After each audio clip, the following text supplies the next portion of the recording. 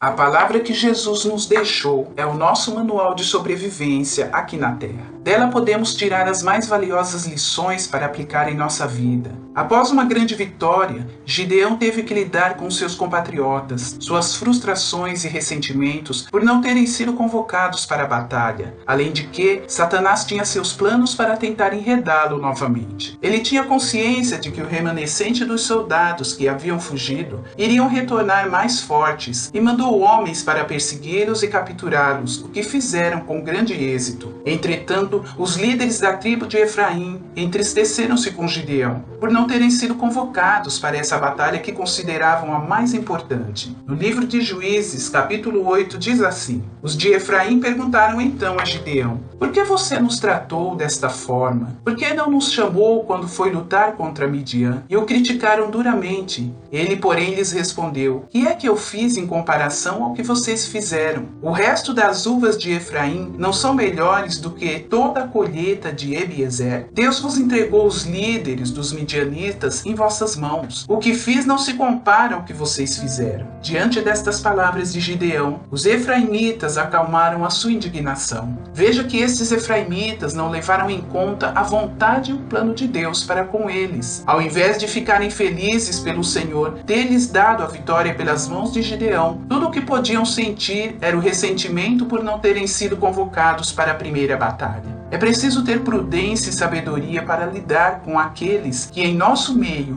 sentem-se deixados de lado caso Deus não opere por meio deles, porque podem transformar-se em um grande problema. Gideão, com sabedoria, soube lidar com aqueles homens cujo coração estava ferido por sentirem-se rejeitados, usando a espada da verdade e ensinando-lhes uma lei estratégica que devemos considerar. Deus permitiu que Efraim capturasse os generais dos exércitos de Midian, levando-os a considerar que, mesmo não tendo sido convocados para a batalha, suas ações finais foram muito mais importantes que as ações de Gideão e seu exército no princípio. Dessa forma, Gideão conseguiu acalmar os ânimos. Portanto, as ações finais são muito mais importantes do que as ações iniciais. Devemos sempre nos lembrar disso quando vencemos uma batalha. Satanás nos tenta desistir antes da vitória concluída. Não devemos desistir de lutar, ainda que exaustos. É preciso ter disciplina, autocontrole e domínio próprio. Hebreus capítulo 12, versículo 8, diz assim: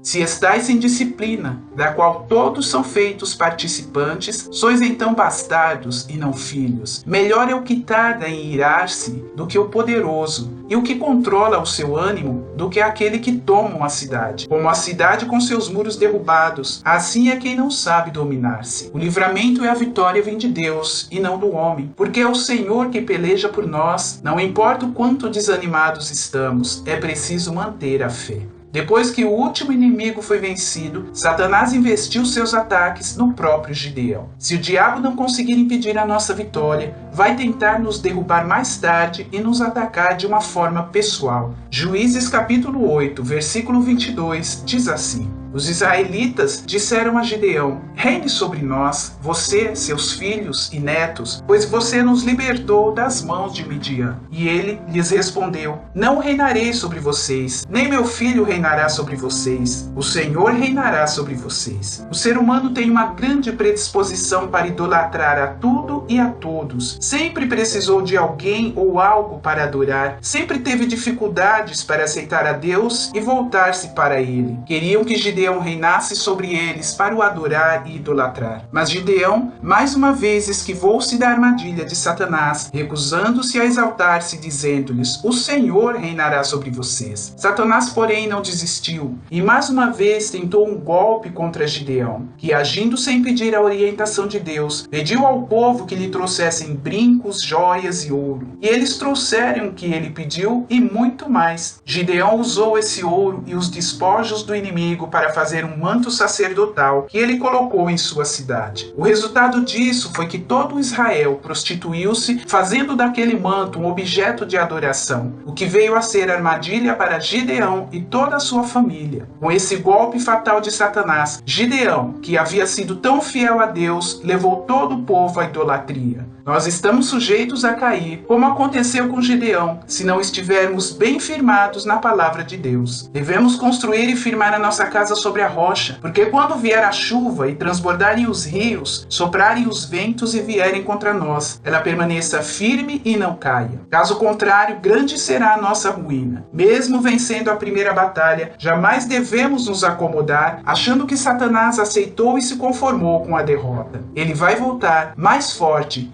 sempre terá um laço preparado, uma carta na manga para derrubar os guerreiros de Cristo. Nós jamais devemos desistir. Tenha a batalha à proporção que tiver. Que a paz do Senhor Jesus seja contigo. Amém.